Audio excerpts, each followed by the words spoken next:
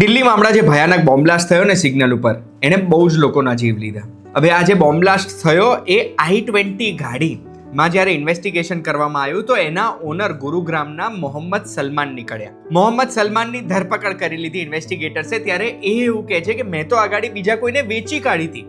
એ વ્યક્તિની ધરપકડ કરવામાં આવી તો ખબર પડી કે એમણે પણ આ ગાડી બીજા કોઈને વેચી કાઢી હતી. હવે મોહમ્મદ સલમાન સાચું કહે છે કે ખોટું એ તો ઇન્વેસ્ટિગેશન પછી જ ખબર પડશે, પણ આપણને એક વસ્તુ આમાંથી શીખવાની એ છે કે જો આપણે આપણું વાહન વેચીએ છીએ એના પછી એક નાનકડી ઓનલાઈન પ્રોસેસ છે નથી કરતા ને, તો આવા કોઈ ટેરરિઝમના કેસમાં ફસાઈ જઈશું. UAPA અગર આપણી ઉપર લાગશે તો નોન બેલેબલ ઓફેન્સ છે. એનો મતલબ કેસનો ચુકાદો નથી આવતો ત્યાં સુધી આપણને બેલ નહીં મળી શકે, ત્યાં સુધી આપણે જેલમાં રહેવું પડશે.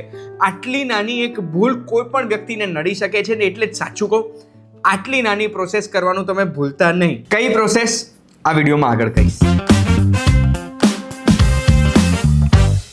યુ આર વોચિંગ સાચું કહું. મારું નામ છે ગુંજ ઠક્કર અને આપણે કોઈ પણ વાહન વેચી દઈએ છીએ ને એના પછી આપણે બતાવવું પડે, ગવર્મેન્ટમાં રજીસ્ટર કરવું પડે કે ભાઈ મેં આ વાહન વેચી કાઢ્યું છે, હવે આ મારી માલિકીમાં નથી. હા, આપણે આપણી બુક્સમાં ઇન્વોઇસ જનરેટ કરી દીધું, આપણા બુક્સમાંથી કાઢી દીધું, પણ અગર આ વાહન ગવર્મેન્ટના રેકોર્ડ્સમાં આપણા નામે બોલતું હશે અને એ વાહનમાં કોઈ પણ ઇલીગલ એક્ટિવિટી થાય છે કે પછી કોઈ પણ ટેરરિસ્ટ એક્ટિવિટી થાય છે તો એ આપણા સુધી પહોંચી શકે અને એનો ગુનો આપણા વિરુદ્ધ પણ દાખલ થાય. અને એટલે જ આ વિડીયોમાં હું તમને આખી પ્રોસેસ કહેવાનો છું કે આપણે શું કરવું જોઈએ. હવે આ પ્રોસેસ ઓનલાઈન છે, બહુ જ સિમ્પલ છે. આપણે સૌથી પહેલાં પરિવાહન.gov.in એ વેબસાઇટ ઉપર જવાનું છે, જે તમને સ્ક્રીન ઉપર દેખાય છે, ડિસ્ક્રિપ્શનમાં બી લિંક મૂકેલી છે. એ ઉપર તમે જશો ને એટલે ત્યાં ઓનલાઈન સર્વિસીસ વાળું ઓપ્શન દેખાશે. એના ઉપર ક્લિક કરીને વેહિકલ રિલેટેડ સર્વિસીસ ઉપર તમારે ક્લિક કરવાનું છે. એ કરશો ને એટલે સ્ટેટ સિલેક્ટ કરવાનું આપણને આવશે. ત્યાં તમારે સ્ટેટ સિલેક્ટ કરવાનું છે, પછી પ્રોસીડ કરવાનું છે. એ પ્રોસીડ કરશો પછી જે બોક્સ આવ્યું એમાં તમારે તમારું RTO સિલેક્ટ કરવાનું છે. RTO સિલેક્ટ કરીને પછી તમે પ્રોસીડ કરશો એટલે આ ડેશબોર્ડ ખુલી જશે. આ વાહન પોર્ટલ, આ ડેશબોર્ડમાં તમારે ટ્રાન્સફર ઓફ ઓનરશિપ સેલર, તમે વેચ્યું છે એટલે તમારું વાળું બટન સિલેક્ટ કરવાનું છે, ટ્રાન્સફર ઓફ ઓનરશિપ સેલર. આ પ્રોસેસ તમે કરશો, આ સિલેક્ટ કરશો એટલે તમને કહેશે કે હાઇપોથિકેશન ડિટેલ્સ હોવી જોઈએ ઓનલાઈન. બેસિકલી તમારા વાહન ઉપર જો લોન ચાલતી હોય તો એ લોન ઉપર તમને NOC મળી ગયેલું હોવું જોઈએ, કારણ કે એ આપણે અપલોડ કરવાનું આવશે આમાં. અને કે પછી તમે અપલોડ કરીને હાઇપોથિકેશન હટાવી દીધું છે તો સૌથી બેસ્ટ. એના સિવાય તમે એક ઇન્ડિવિજ્યુઅલ ઓનર હોવા જોઈએ, કંપની ના હોવા જોઈએ ને આ બધી ડિટેલ હોવી જોઈએ ને ટાયર આવા હોવા જોઈએ, ફ્લેટ ટાયર ના હોવા જોઈએ. એ ઓકે સિલેક્ટ કરીને પછી તમારે પ્રોસીડ કરવાનું છે. એના પછી જે વિન્ડો આવીને એમાં તમારે તમારો નંબર પ્લેટ એટલે રજિસ્ટ્રેશન નંબર એન્ટર કરવાનો છે અને નીચેના બોક્સમાં તમારા ચેસીના છેલ્લા 5 આંકડા એન્ટર કરવાના છે, જે તમારા RC બુકમાં હશે. હવે આ વાહનના રજિસ્ટ્રેશન વખતે જે ફોન નંબરથી તમે આ વાહન ખરીદ્યું હતું કે પછી તમારા RC સાથે જે ફોન નંબર કનેક્ટેડ છે એ નંબરના છેલ્લા 4 આંકડા તમને દેખાશે. એના ઉપર એક OTP આવશે. આ OTP થી તમારે ઓથેન્ટિકેટ કરવાનું છે કે તમે ઓનર છો, તમે માલિક છો.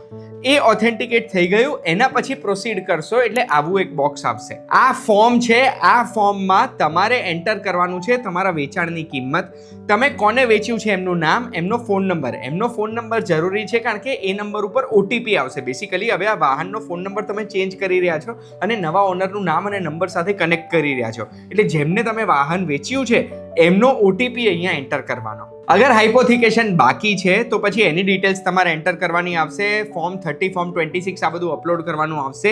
એ તમે રેડી રાખજો, એ તમને તમારી બેંક પાસેથી મળશે અગર લોન ક્લિયર થઈ ગઈ છે તો. એના પછી પેમેન્ટ કરવાનું ઓપ્શન આવશે. પેમેન્ટ તમારે કરવાની આવશે. નેગ્લિજિબલ ફીઝ આવશે અહીંયા આગળ આ ટ્રાન્સફર ઓફ ઓનરશિપ માટે. એ પેમેન્ટ તમે કરી દેશો એટલે તમારે પેમેન્ટ ડિટેલ્સ વેરીફાઈ કરવાની છે. આ વેરીફાઈ કરવા માટે જે આપણે પહેલા સ્ટાર્ટિંગમાં ડેશબોર્ડ પર ગયા હતા ને એ ડેશબોર્ડ પર ફરીથી જવાનું છે અને verify payment details option select કરવાનું છે. એ કરીને તમે જે પ્રોસેસ કરેલી ને પ્રોસેસમાં એક નંબર જનરેટ થયો હશે, એ નંબર યાદ રાખજો. એ નંબર તમારે એન્ટર કરીને પછી તમારે ત્યાં પેમેન્ટ તમે કરી દીધું છે એ ડિટેલને વેરીફાઈ કરવાનું છે કે ભાઈ મેં પેમેન્ટ કરી દીધું છે. એના પછી જે ટ્રાન્ઝેક્શન ID જનરેટ થયો છે ટ્રાન્ઝેક્શન ID થી તમે ચેક કરી શકશો. થોડાક દિવસ લાગશે આ ટ્રાન્સફર થતા, પણ એક વખત વેરીફાઈ થઈ જશે બધી ડિટેલ્સ. એના પછી તમારી ઓનરશિપ ટ્રાન્સફર થઈ ગઈ છે. એક વખત આ ટ્રાન્સફર થઈ જાય છે પછી ટ્રાન્સફર ઓફ ઓનરશિપ બાયર વાળું જે બટન છે ને એ બાયરે દબાવવાનું છે ને એમણે ઓનરશિપ ટ્રાન્સફર કરવાની છે. આ સિમ્પલ પ્રોસેસથી તમે તમારા વાહનને વેચી કાઢ્યું છે ને એ તમે સરકારને જણાવી દીધું છે, અને એના પછી જ્યારે ફ્યુચરમાં કોઈ પણ પ્રોબ્લેમ આવે છે તો એ પ્રોબ્લેમ તમારા સુધી નથી પહોંચતી. આ માહિતી જો તમને ગમી છે તો આવી જ માહિતી માટે સાચું કહું ને સબસ્ક્રાઇબ કરી લેજો. આપણે આવી ઇન્ફોર્મેશન મેળવતા રહીશું, અને તમને કોઈ પણ પ્રશ્ન છે, કોઈ પણ પ્રોસેસ શીખવી છે તો કમેન્ટમાં મને જણાવજો, એની પણ ઇન્ફોર્મેશન તમારા સુધી લઈશ.